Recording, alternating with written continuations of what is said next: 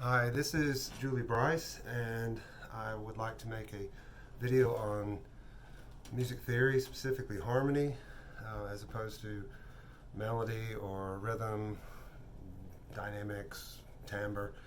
Harmony is basically when you have more than one note at the same time and how they move around, but it's more than one note. A melody would be one note, and hopefully it moves around in a melodic way. This is about the 12th time I've started this video, and it's because I keep making some bonehead mistake. I have great respect for the people on YouTube who put together their succinct videos. Of course, I could edit.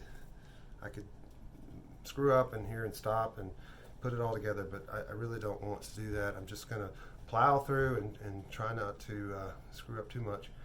So let me get started. I'm going to turn to the piano. So basically, the assumption is that you know something about the piano and something about the bass or the guitar. So there's my background is classical music performance, and my dad was a double E major, electrical engineering. And growing up, I would see him, work on some electrical thing every now and then.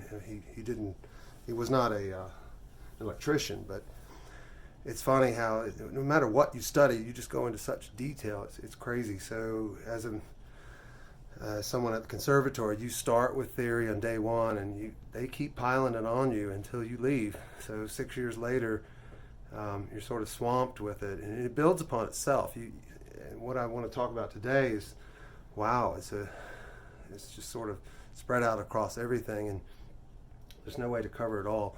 But I specifically want to dive into something I find helpful in general, and I'll do my best to convey it. Let me take my glasses off. I don't need them up close here.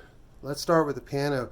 We're familiar with its the way it looks, all these white keys and these sets of black keys. They come in twos and threes, so 2 and 3. It's a good thing that somebody invented it. Otherwise, we'd have this long string of notes, and the piano would be much longer, and you'd have to have arm extensions or stand up and run around. But way back before the piano or before any instrument, humans were singing in caves and so forth, and you've got the voices of children and people born female who are singing higher, and then you have those born male or and whose voices have changed, singing lower. But it was probably noticed early on that, hey, that sounds like this. It's just one's higher than the other. And basically what we're dealing with is physical science. There's a waveform that's happening. You can't see it, but it's bouncing up and down. And Mr. Hertz, sort of codified the thing with numbers and so forth. But this waveform is moving at one speed or frequency. How frequent do we hit the peak and the trough? And that one is moving basically twice as fast, and so they sound the same. And if you were to play a song, there are some songs, I think there's one from Fleetwood Mac, it's just kind of one song over and over, one note, one chord. You can do that. There you go. And this, you've established a key by starting with something. You don't have to start on the note that you're going to establish. You can have a leading tone, whatever. But when you've pressed that into someone's brain, that's typically called the tonic, and it's assigned to a key signature. And classical theory is different from jazz theory and pop theory. Classical theory kind of culminated with the period of the classical period, actually. So after the Baroque period. But there were all kinds of rules that were creeping in the Renaissance era, and by Baroque period, J.S. Bach and Handel, they had millions of rules to make a fugue all sensible and fit. And with classical theory, they basically dropped some of those rules, and you have very, very organized sound Beethoven is in that period initially, and then he got bored and started, hammering away and initiated the Romantic period after the Classical period. And from there, it just gets wilder and wilder until we just start shucking rules. But if you look at the core rules of classical, they're really centered around a key, whether it's major or minor. And for the sake of simplicity, we look at the piano and we talk about the key of C, because it's all white keys. You have that note that you started on, which is your one, your main note. We call that the tonic, and a bunch of notes in between, 12 exactly. Well, that being the one, etc., until you get 12 notes. And the 13th one is the octave. But that's going chromatically, and that chromatic sequence, what you see on the piano,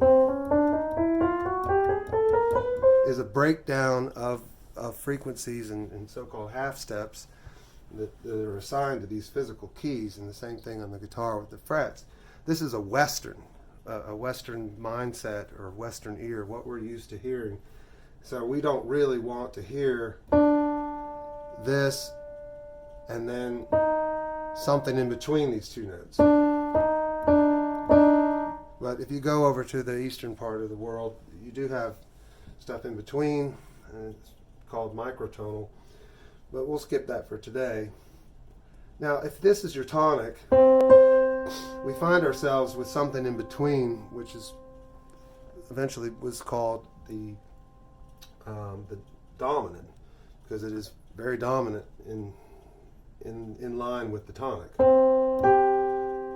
and happens to be the 5th scale degree of your one chord. So it's called the tonic because it's basically your starting position, and the dominant is 5 notes up, skipping the chromatic part.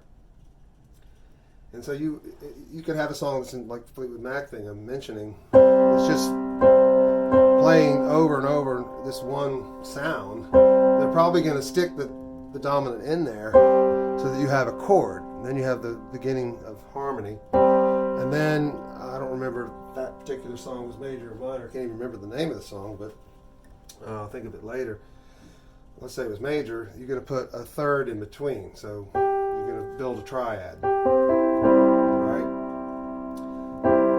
And so to deploy the dominant, you could do it any time, but it often comes at the end of a phrase, and it would sound like this: 5-1, 5-1. And next to the dominant is a chord that's built off the 4th scale degree. It's called the subdominant. And if we keep it in major here, 4, 5, and 1. So again, we have really classical theory, 4, 5, 1.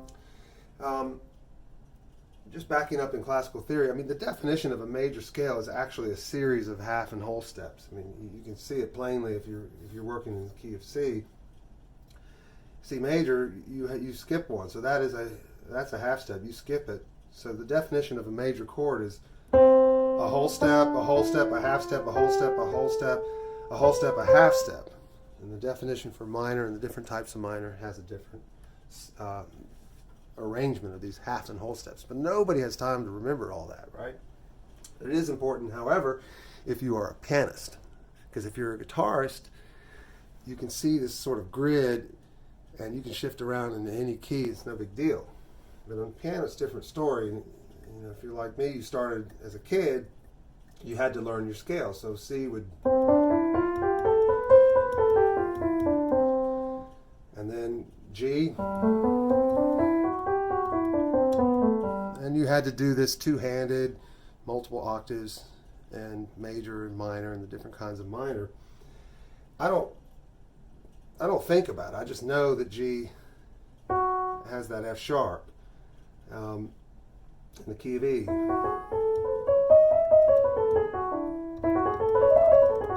Whatever. But if you're not a pianist, and you would be wise to kind of remember that sequence of half steps and whole steps. And if you're looking at a guitar, you can see them quite plainly. But it gets a little trickier because you're working across strings. And what if you play the mandolin, which is in fifths? It's a different setup. But nevertheless, it still boils down to this arrangement of whether the next note is a half or a whole step, if you want to stay in the key of C major or minor or whatever key you're in. The whole purpose here is major and minor. But I'd like to get away from classical theory and talk about the functions of these scale degrees and the intervals that are created between them. I think that is really the purpose that I'm aiming towards. So, one last remark about classical theory, if I haven't said it already, since this is the 10th time I've started this, I don't know. I'll say it again anyway. So, if you stay in the key of C, you have a chord with the triad built off the tonic, one chord. That's called the one chord. And if you move up, starting with the second scale degree, that's the two chord. And you're sticking within the key of C major, that two chord will be minor. You can see it because it's a whole step plus a half step. That is the definition of minor. Plus it sounds sad, right? It's sad. Minor. That's major. So major, minor, the three chord is also minor. The fourth chord is major, fifth chord is major, the sixth chord is minor, the seventh chord is diminished, and then the octave. In, let's say, pop theory, jazz theory, modern theory, whatever you want to call it, where we're not bound by that, you can work with a chord. Let's say you start with your tonic, your one chord, and you want to go to the three chord, which in classical is good. It would bloody well better be minor. You don't have to. You just go. Now you've got two major chords. So let me draw that out, what it looks like. I'm going to draw it like a grid. So I'm going to write, the classical theory uses Roman numerals. So I'm going to stick with major for now. I hope you can see that. I can't see it. Can we see that? Yeah, we can. All right, there it is. And I'm going to go up. Lowercase means it's minor. So we have the one chord, major, second chord. It's built off the second scale degree, is minor. The 3 is minor. The 4 is major. The 5 is major. The 6 is minor. And the 7 is diminished, which is a circle. Okay? In other words, it has basically a flat 5, flat 5th scale degree within that, which brings me to the next point. This way, we're working our chords within the key. Let me write the word key up here. We'll work that on the y-axis. However, within each of these, you can treat them almost as their own individual keys. And so this one, I'm going to put a slash here and put the number 1 by it. It has its own life form on this x-axis. And I'll write 1 through 7, then 8 equals 1. That's the octave. And we'll go into some detail there in a minute. Each of these has that. The 2/1, that doesn't look like a 2. 2, 3, 4, 5, 6, 7. The 3/1, 2, 3, 4, 5, 6, 7. I'm going to keep going so we can see it, even though it's obvious where I'm headed.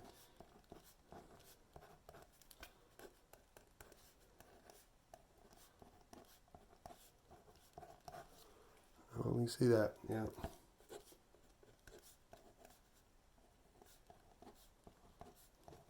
I sure hope some of this makes some sense. I'll just keep talking, maybe it will. Okay. So I like to think of classical harmony as this way, and they're hyper concerned about sticking within the key. Now this other this direction, let's circle this right here. We know this as the tonic. I'm going to circle the 4, super important, and the 5. And I think I've already mentioned it. The 5 is the dominant, and the 4 is the subdominant. In terms of their role, I mean, if I come back to it, maybe I didn't do it already. There's your tonic. Dominant, 5, 1. That's the best way to end a song, right? And then, or you can do from sub to dom to tonic. 4, 5, 1. 4, 5, 1. Okay. Now, I want to move away from that because I've written these out. If I'm really going to be a stickler, I would make sure that this 3 here is minor. I would put a flat 3 on it or something to indicate that this is lowered as a minor chord, you know? But I'm not going to do that because I think that's the whole point when you get away from classical theory, is you're really just counting the 7 notes and asking the same question over and over again, you know, in the band, because you never know with jazz and pop music what it's going to be. It's not going to follow classical rules. Is that chord major or minor? And then you probably should ask about the 6th and the 7th because there's different kinds. But what are you going to play as you move around? So if the progression goes from C to F, which would be the 4th, you know, I've written a big Roman numeral 4, but you're counting from C, you know that this is F. It will go this way. But once you get to F, that F, which was the 4, I think this is the main point I've really got to get on here, make sure I'm clear. You started in the key of C. C is your 1, C is your tonic, and you know that the 4th scale degree of C is F. So C, D, E, F.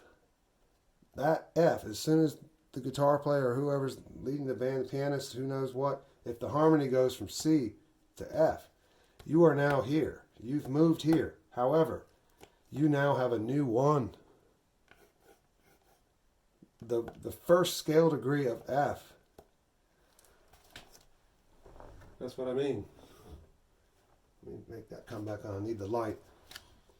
So the 1 of C is C, right? The 4th scale degree of C is F. But if you move your harmony, it's one thing to be in C and stay in C. Let's say the whole song is in C. And if you're playing a melody, yeah, you can play an F. Go ahead, play the F. But underneath, somebody's playing that. You're still on the C chord. You're on the tonic. And you can go up here and go, maybe that's your melody. But we're not talking about melody. We're talking about harmony. So if you move from C and you finally go to the F chord, you're not really here. You've moved here. You've moved to that. But since we're not in classical theory, the rules of whether that 7 is natural, because it would definitely be natural in classical, you know, forget it. The 7th is frequently flatted to make it, you know, the bluesy chord. But you can't write it there. You got to ask the question, because maybe it's a major 7. You always have to ask that question. But you can't assume that it's a major 7 like it would be in classical, because you're sticking within this key. Basically, you just can shuck this world, and you're working on this world. So the chord, somebody tells you, all right, we're going from C to F. You've been on C for a while, you finally move to F. Well, the first question to ask, since you're working on this axis, is, well, is it a flat 7? Otherwise, I'm going to play that 7th degree of the F, and you got a major chord, a major 7, I'm sorry. So my phone's dinging over there, so it distracted me. But same thing with minor, which is built off the 3rd. So, you know, you take the Beatles songs, it's a typical thing to go from major to minor on the 4 chord. So let's do that. So we go from the C Now we're moving to the 4 chord. All right, never mind the 7 for a second. All right, and then that 3 of the F may drop. And then let's say the whole thing moves back down to 1. So 1, major, to the 4 chord, major, to the minor version of the 4 chord, and back to 1. That makes sense? Yes! You know, and even the 1 chord could switch. We got a regular 3 here. It just may switch for the heck of it. There's just really no rules in how you switch keys. You can borrow from the classical rules. It can sound awesome. If you borrow too much and you use all the rules, you're going to sound like Mozart. So don't. All right.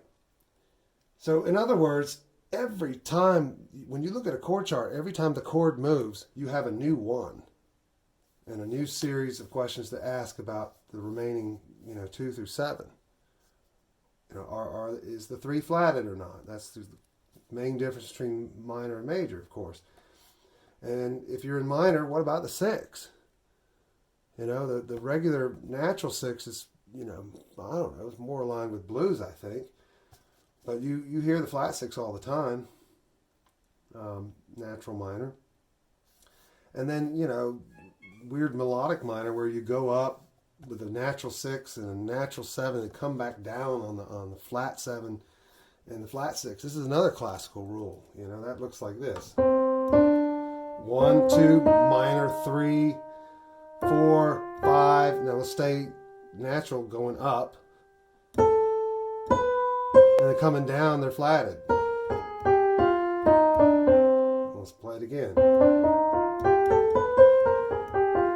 It's one of the types of minor. It's just good to know what are you going to do with the 6. So, you've got one person in the band playing the flat 6, and the other person's playing the natural 6. This is what it sounds like. Bad news, so talk about it.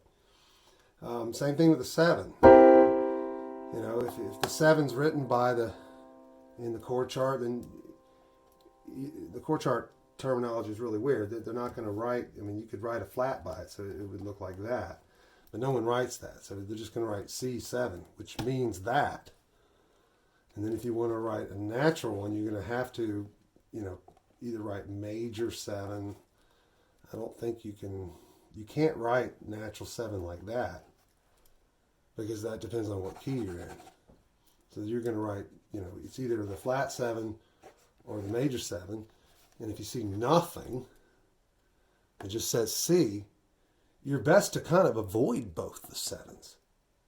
You need to ask the question. Because the 7 is so strong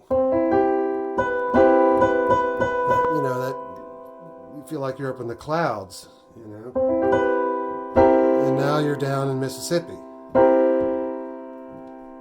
So a lot of chords are just avoiding it on purpose.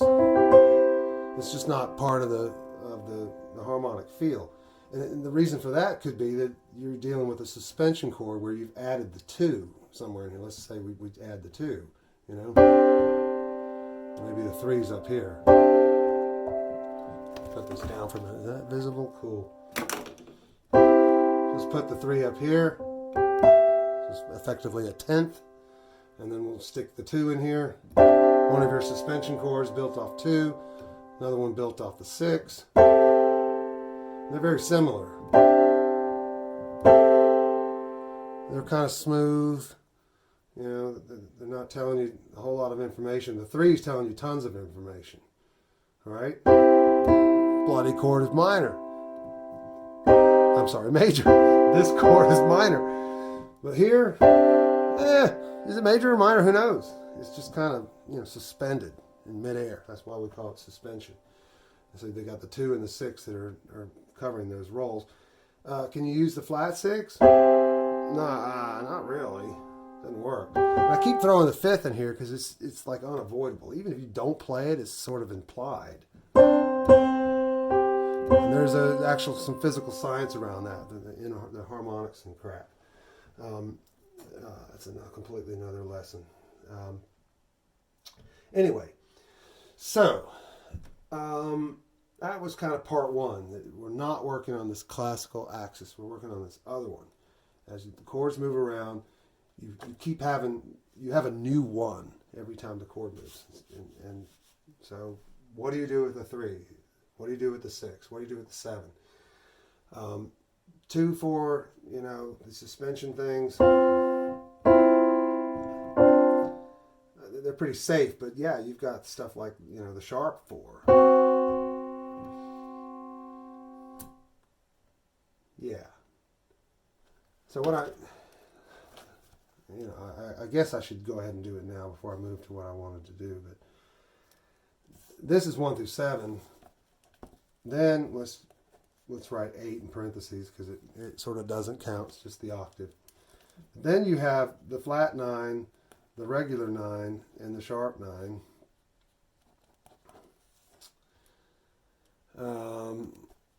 I guess I'll put a natural over it. This is not the official way to write this. And this is the 2 up, above the octave. You have the, basically the sharp 11. Nobody really counts the regular 11 so much. And then the 13, let's check that one out. So let's go through these jazz extensions. We'll do them in major. Visualization, yeah. 1, 3, 5. These extensions work really well with the flat 7. They also can work with the major 7. We'll stick here for now. The flat 9. The regular 9. The sharp 9. Here's 11 by itself. It's not going to work so well. Right? That sounds cool. That's the sharp 11. Now, we skip the 5th, which is the, your 12th, because it just blends in, you don't really hear it. Sort of like the octave. But if we go up into the 13, the flat 13, that's a good one. Creates a nice dissonance off the 5th here, sort of like the flat 9. And the regular 13. I don't know which one's more common. They're kind of equal. Same with these 9s. So basically, you have the flat 13 and the regular 13, and that finishes up your jazz extensions.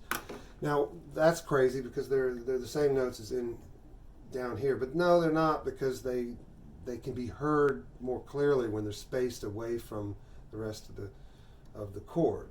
Things get real muddy if you try to do the so-called flat 9 right in the middle of the chord. There's your chord. We'll add the flat 7, and then okay, here's my flat 9. And that sounds totally different than when it's spaced away from it. However, if the pianist does that, but there's a bass player who plays that, it's still not ideal. And that's kind of one of the things about harmony is there are good ways and better ways and potentially bad ways to piece it together and stack things. So it depends on who's playing what. But as soon as a bass player walks in, hits a low note, or even that one, which you can't see in the camera, changes the rules a little bit. There's your regular 9 chord. I put the bass way down there. But you could skip, instead of putting the 3 here, you can stick it right up in here. So that whole step dissonance of your 9 and your 3, which in this case I would call a 10, because there is a bass player banging way down here. And why does that sound good with the flat 7? Well, because you start to get,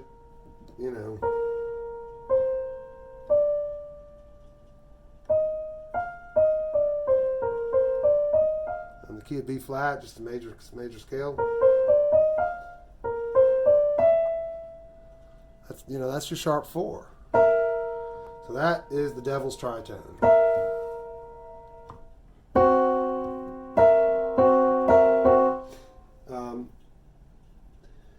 Yeah, the devil's tritone. That's for real. Like what back in the Renaissance, they just thought, wow, that is so dissonant, that hurts. It must be from Satan, and so it was banned, along with some other things. I'm glad that loosened up. How are we doing on time? Whoa, we're 30 minutes. I need to switch instruments, don't I? Okay. So that's one of the first things that's in my head is what's flatted, what's natural, and what are the extensions. Let's play the same extensions. Let's not have a cluster something, where somebody thinks it's the flat 9, another person thinks it's the sharp 9. We got. Actually, I like dissonance so much that I probably would do that, but not too long. If you keep hitting clusters,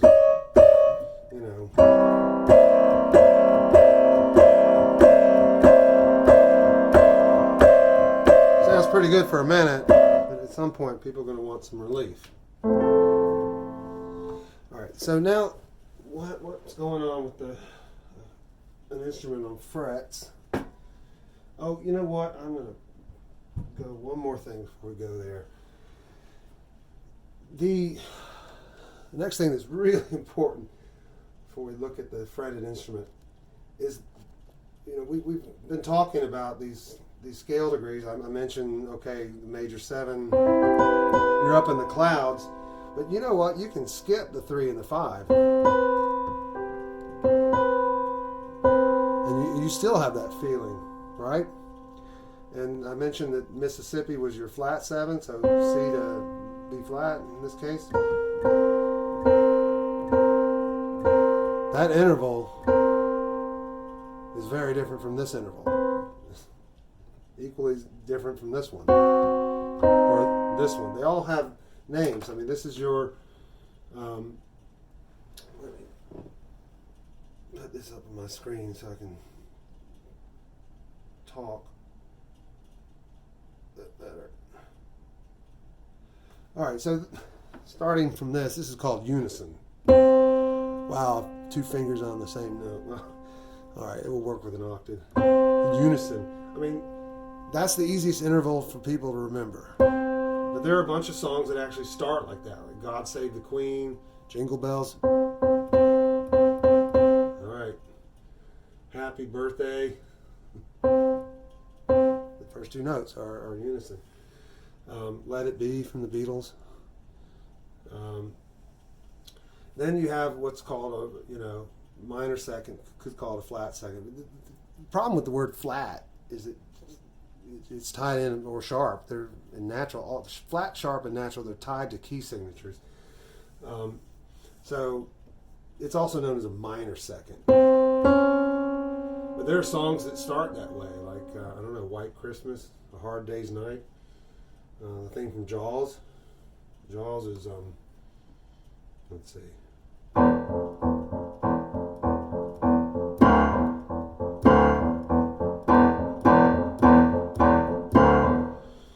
So I'll put it up here in the camera. This is a minor second, and then it has a little dip down that most people don't remember. The double basses have to have an extension on, which I do, but it goes like that.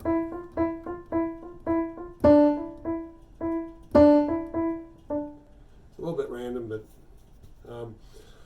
minor second interval, same here.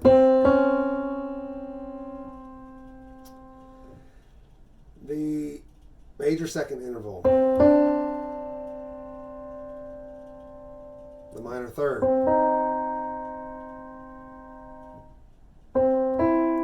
the major third interval, and so on and so forth. My main point is that as a music major, we were required to hear these things. We had to sit in labs. We also had to identify, just from listening, which type of 9 chord that was. Was it this one, or that one? And it's easy when you're looking at the piano, but so we had headphones on, you had this computer thing, and this went on for, I don't know, a couple of years or something, all sorts of things, rhythm, it was not just harmony, it was the whole gamut. But speaking of the harmony, that we really not only had to recognize it by listening and pick the, type in what we heard, and you get a bad score if you typed in the wrong one. In fact, in my freshman year there were 300 music majors, and sophomore year there were 100, and that is because people struggle with theory, and a lot of people struggle with so-called ear training. But with practice, you really can get these things. It comes easier to some people, and but there is a certain experience. There's a certain real feeling about each of these intervals. Even if you move them around, like we could be in the key of C, and you go from the 5th scale degree to the octave. That movement from here to here is a 4th. But working backwards, it's a 5th. But that, that 4th sound, Amazing Grace, or I'm talking about the opening notes of some of these songs, has its own feeling. It's hollow. A 4th is hollow, but it's not quite as hollow as a 5th. That feels so freaking parallel. That your power chords on the guitar are all these 5ths. Then you're just going around like this. Whatever. Let's take Led Zeppelin's Stairway to Heaven. What is it?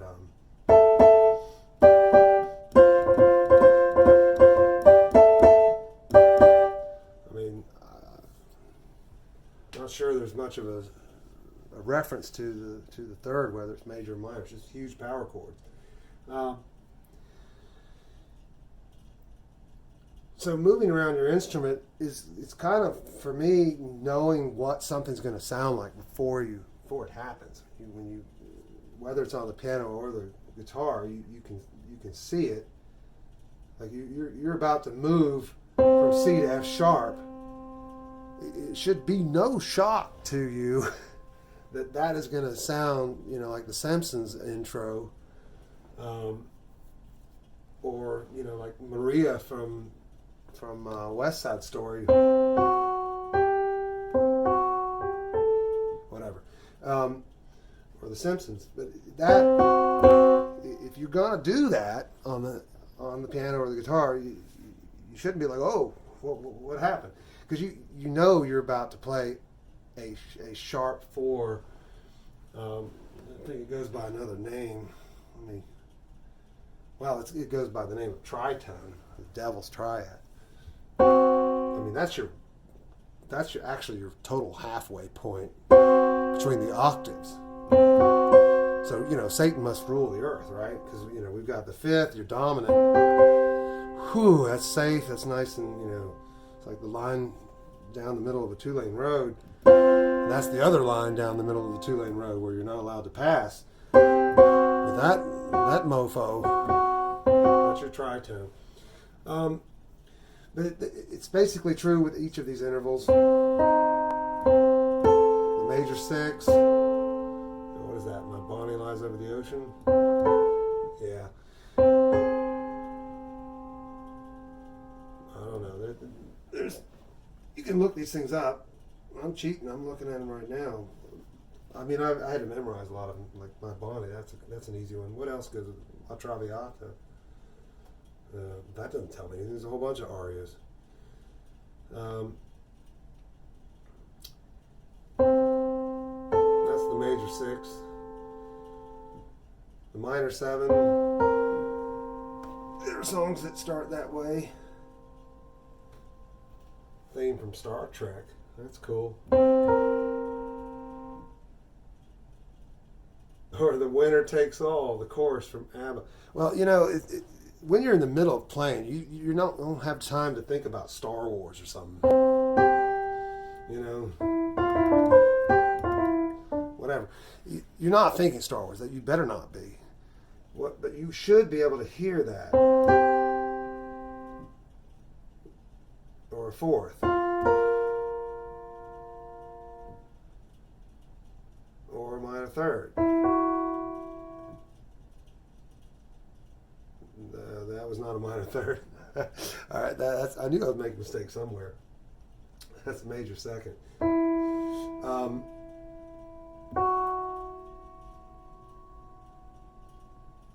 Versus the minor third.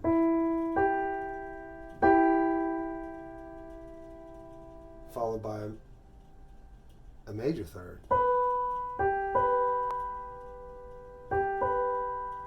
Versus, could have been a minor third.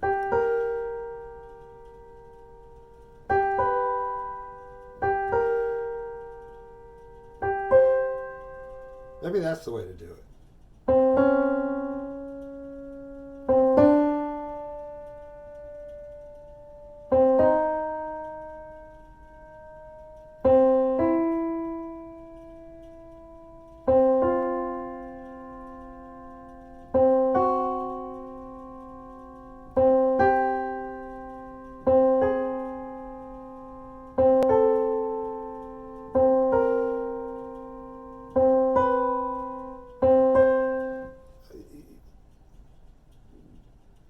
We also had to sing those. So in addition to hearing them and then choosing the right one, we had to get in front of a jury and they would say, all right, sing the interval of a minor six. And that's a little harder because, if you're using your vocal cords is an instrument on its own. So we had to practice that probably. And you also need to go backwards, So if I do it like that,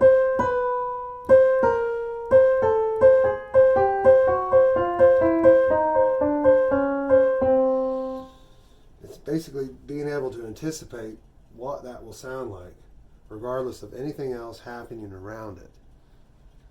So now we're going to move to the other instrument. I'm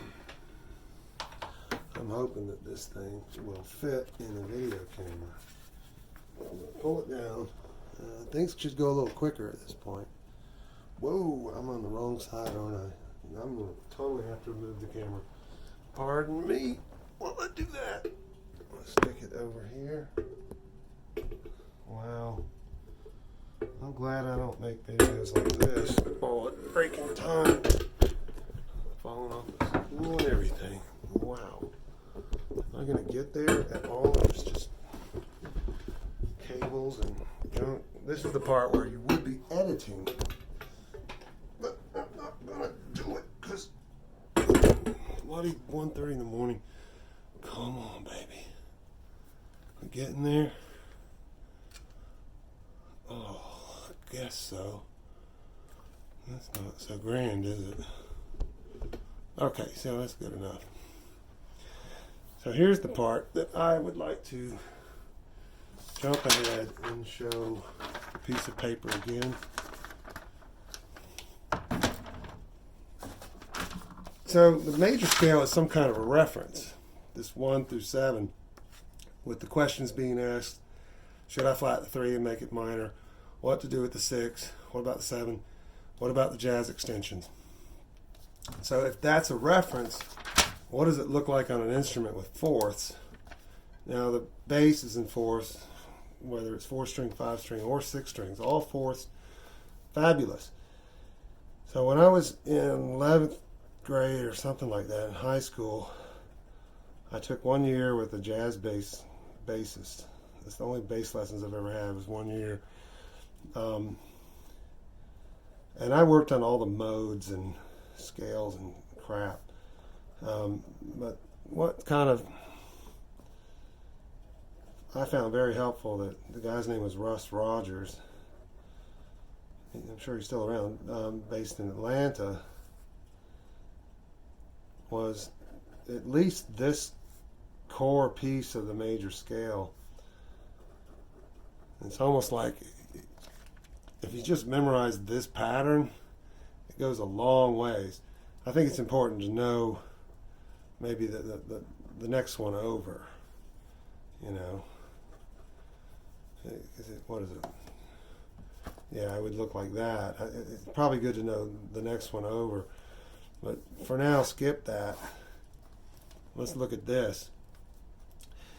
His concept, I think, was just brilliant, is that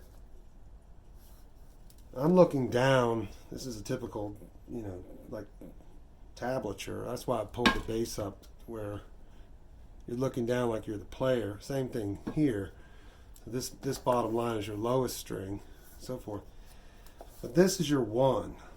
Never mind tonic, subdominant, dominant. Forget that. This is just always the one, and your octave is going to be up here.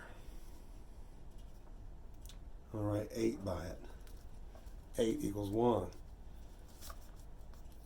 I guess it is sort of important to stick these dots here. But the main thing is this structure here.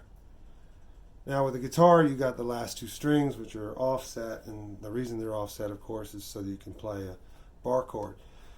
So on the guitar, when I get up there, I just have to make that little mental adjustment. These are offset by a half step, but 6-string bass, 5-string, 4-string, this is it. But why is the one here, why is this pattern more important than the one next to it, which would be, from here to here? Well, the reason is because actually I'm going to draw some fingers on here. This is going to look funny. Really look funny. I'll put fingernails on them. All right, when you're playing the instrument, your hand comes up around. Russ Rogers said, look, stick your second finger.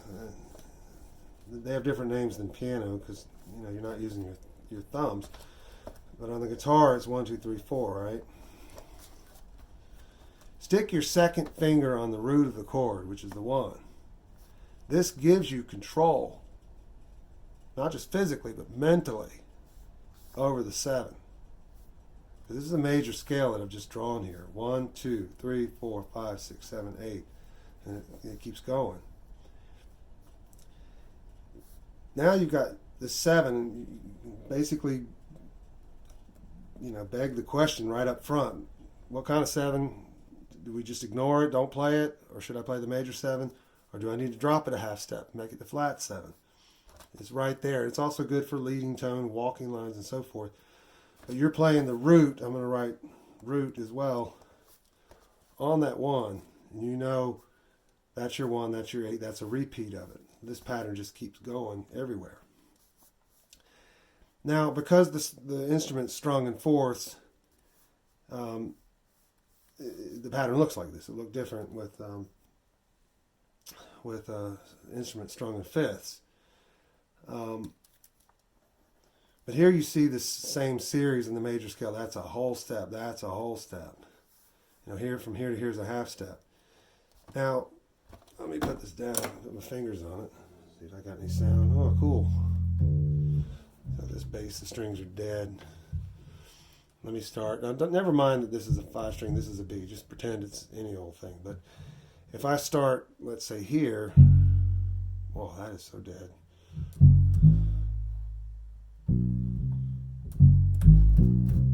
Why does that sound like crap? Is that a tune? Oh, I bumped it. That's when the bass fell. Sorry about that. I can't even hear it. It's so dead, that string. Holy crap. Well, I had it all tuned and the bass fell, so it's all out of tune.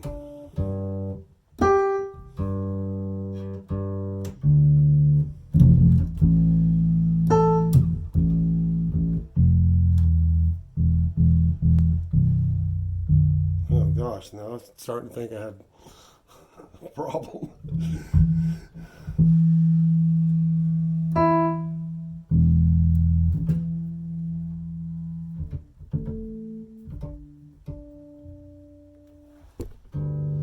Well, that was time wasting, sorry. So he would have me play the scale. Let's do this on A.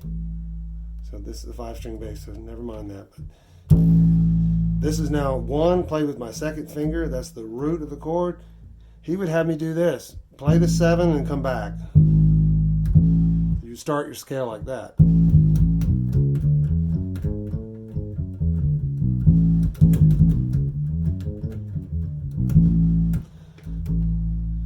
can play it the pattern next to it.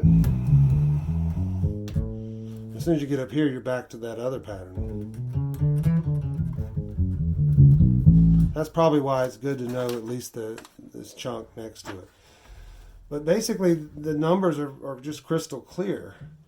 You know it's strung in fourths, so that since it's strung in fourths, that makes the one next up here the 4, and this being the 5. And actually, 8 is 1. Put it back on here. 8 is 1, so the 5 is always beneath the 1. The 4 is always above the 1. So here's 4, here's 1, here's 5, because I think I mentioned it before that the interval from 5 to 8 is a fourth. That's kind of why if you play an instrument in fifths, it's sort of like a mirror image. You can pick up the instrument and flip it over, which I'm not going to do. I'll go out of the camera and play the instrument upside down and left-handed. That's kind of the experience. Like when I pick up the cello, I feel like I've taken the 6-string bass, where its highest string is C, and I flipped it over and played it left-handed, or I looked in a mirror, because the lowest note on the cello is C. And so I don't know. It's maybe that's too much information. But in this grid, you see that the major scale, there's the natural 7 sitting right next to the 8. And so it's plain as day that the note, you want to flat that. It's sitting right here. It's just above the 4th. So now we know that from a 4th to a flat 7 is a 4th, because the instrument's strung in fourths. And we know from 1 to 3, it's kind of this diagonal. So we know a 4 to a natural 6 is also a major third interval, right? And what else?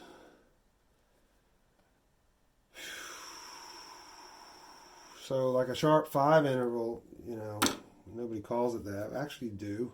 I'm sorry. I mean, it's a flat 6 interval, but there's your 6. 1, 3, 6. 1, 3, flat 6. It's I don't know, probably better known as sharp 5. I don't know. It depends on the exact theory, at least in classical harmony. Yeah. So I'm trying to tie two things together. You've got a pattern, which is so freaking easy to memorize. It's almost like dominoes. You got this block and that block. They're actually the same block. One's this way, and the other one you flip it that way. There's the square, the two dots, the square. And it's just a glaring signal of 1 through 8, and it starts to repeat itself. And so, as I move around, personally, when I'm playing, every time the chord shifts, this pattern just shifts as well. And as a bass player, the main job is to play the root. So I'm painfully aware of where the root is. Okay? I think, am I at 1 hour? Not quite. I gotta quit, but that's my goal. At least get it under an hour. So if I lose track of the root, then I'm fired. So I may go up an octave or go up 2 octaves or even 3. That root, it's got to be really, really clear where it is. But as soon as that root is clear, and it is always clear, that's why I haven't gotten fired completely yet. Then everything else around it is clear. What's the 4? What's the 5? What's the flat, the sharp 4? Or the sharp 5? Where's the 7th? What's going on with the 2? Because the 6-string bass is big enough, and that's kind of the purpose. You can play the jazz extensions. You go up the neck. I can play a sharp 9 chord or a flat 13 chord even. The guitar, of course, is a different story. You can play those and go to town on them. Now, of course, the pattern is shifting when you get those 2 high strings, but that's no big deal. You should have a solid understanding of where your root is constantly. Never lose sight of it. And as soon as you have it doesn't matter what finger you've used. You can play the root with your fourth finger or your third finger. Regardless, there's a certain surrounding environment. Like, never mind this bottom one here. Let's talk about this 8. I mean, look at the surrounding environment of the 8. What's beneath it, what's diagonal, and so forth. So that's kind of the first thing, is that you really know where your root is, where you're going to land. What number, I think that's what I'm trying to say. What number are you going to land on if you go from here to there? From here to there, you're going to land on the 3rd scale degree. If you're way up on the octave and you way up on the top of the neck, and you have a bass player, and you drop from here down to here, which is not written, you're playing the flat 9. You are, because you're a guitarist, and there's plenty of notes below. If you go down and sit down on your first couple of frets, you're probably playing a 2 instead of a, You see what I'm saying? I didn't get an answer. There's your 2. There's your flat 9. So there's your regular 9. And there's your sharp 9. But you're going to have to be up the neck to get that. So how are we doing here? Okay, so that's one thing, to know what's going to happen. Scale degree. Okay, great, wonderful. I landed on the 4. But what did that interval sound like if you went from 8 to 4? You just moved a 5th, and that has a sound. And what if you moved from your flat 7, which would be this major 7 dot, moved into this gap here? What if you moved from there, to the 3rd, right?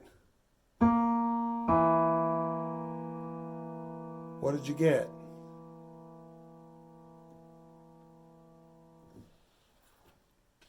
Not going to answer the question. I think that, in addition to knowing the number, you need to know the interval and what it's going to sound like. And you can sit there and just go slowly. Or, like I kept mentioning, these songs that start with an interval, I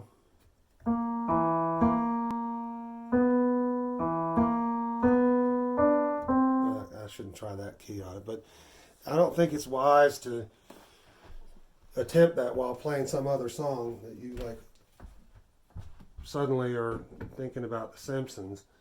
It happened to me. I was working on Wisdom Movement 3, and I was playing so much tritone that I couldn't help but hear The Simpsons, and so I threw in a twisted quote of The Simpsons melody twice.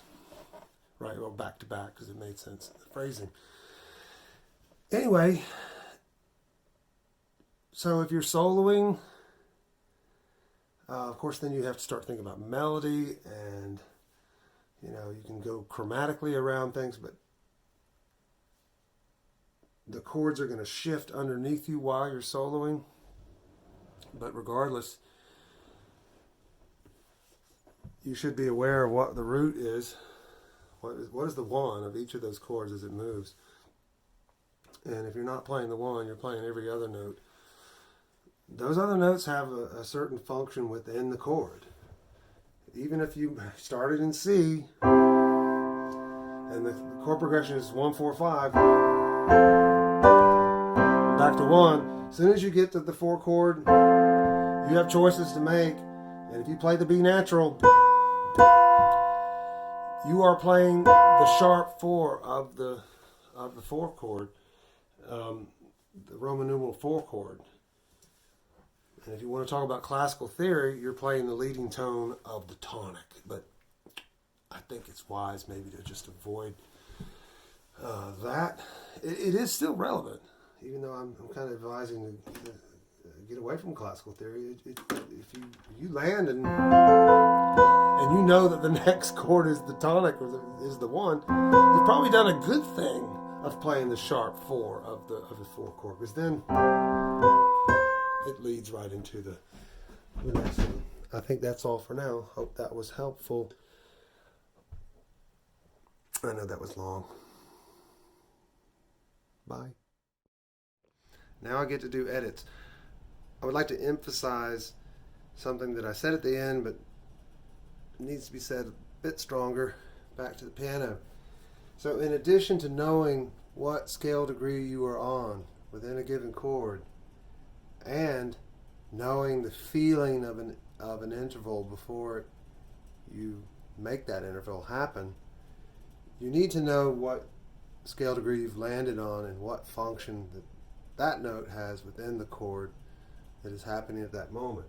So if we go into key of C again, C major, we're playing the Roman numeral 1, song moves to Roman numeral 4 chord, and let's say your solo or whatever is playing the 5th of the 4 chord.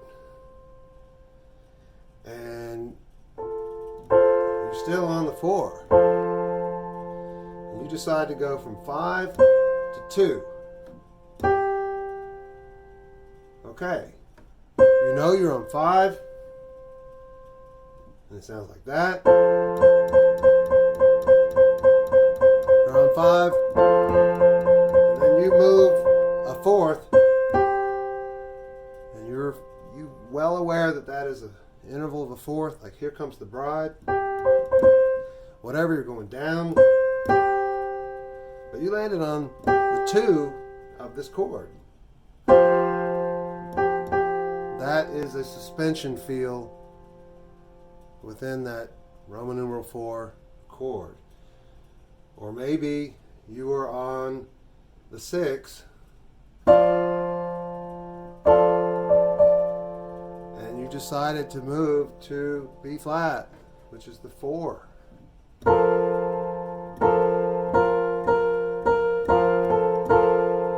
Okay. It's another type of suspension, but no note is really wrong. Even the 3rd. The 3rd can be dangerous. Let's say the chord is F major and you went from here to here. You've created the sharp 9. You went down that major 3rd. You landed on the flat 2. I'm sorry, the sharp 2. And, you know, it can sound good, but you need to know that.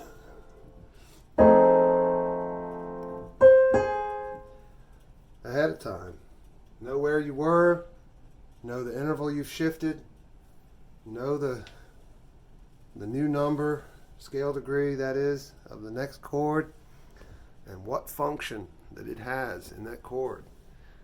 And if you land on the wrong note, you can turn it into the right note, you know, most of the time.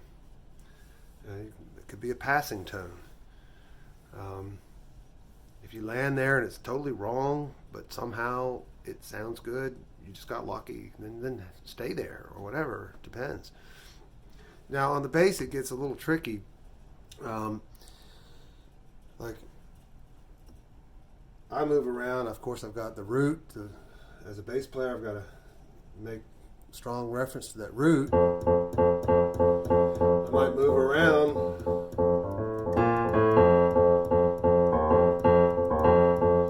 Whatever, but if I accidentally land on the 5, you know, you can start to create country music.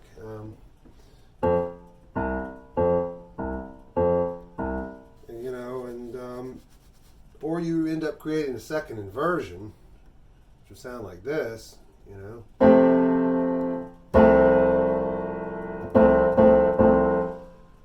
Or you landed on the 3rd below, and this makes a first inversion, you know. It's going to sound like this. The 3rd, that's an easier one. The 5th is dangerous. The 4th is also dangerous. Depends how you place it. You hit that on a strong beat, beginning of a measure, it can be disastrous. But if I land on the weak beat, you can get away with it. That's all.